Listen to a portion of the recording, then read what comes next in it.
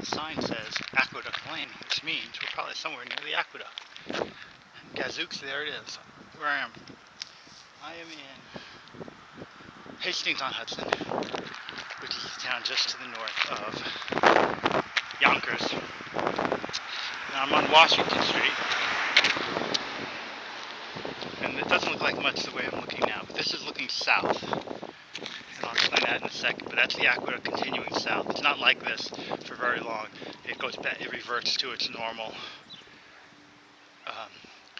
situation, foliage on both sides, heading down just past that parking lot there. And that's the way you go if you're heading south on the aqueduct from Hastings-on-Hudson. This is the OCA Central section to me, but this is a place where I've never had any problems parking. You see there's a nice downhill here, and across there are the Palisades. That's the Hudson. And in fact, this is part of the current, not this street itself, but the next street.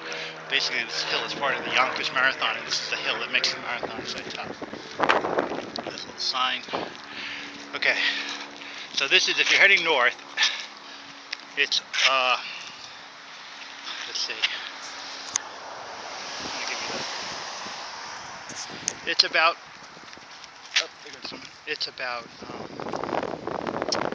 4.5 miles straight up here till you reach the end of the stretch of the aqueduct. It ends when it hits Broadway, just north of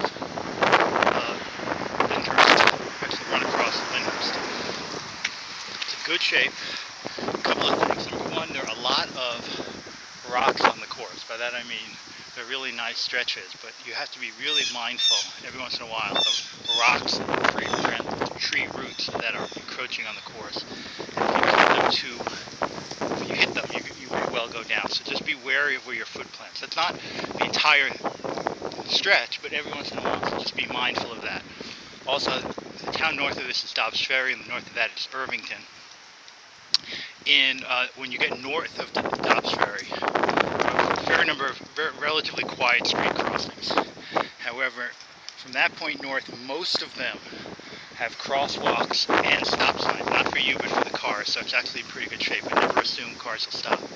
South of there, actually at the very end of this little stretch here, is a nasty intersection crossing Broadway. And there's another place you cross Broadway. Just be really careful on those stretches. South of Dobbs Ferry, there are some street crossings, and in Dobbs Ferry itself, there are street crossings, but they don't have stop signs, they do not have crosswalks, so be very careful there.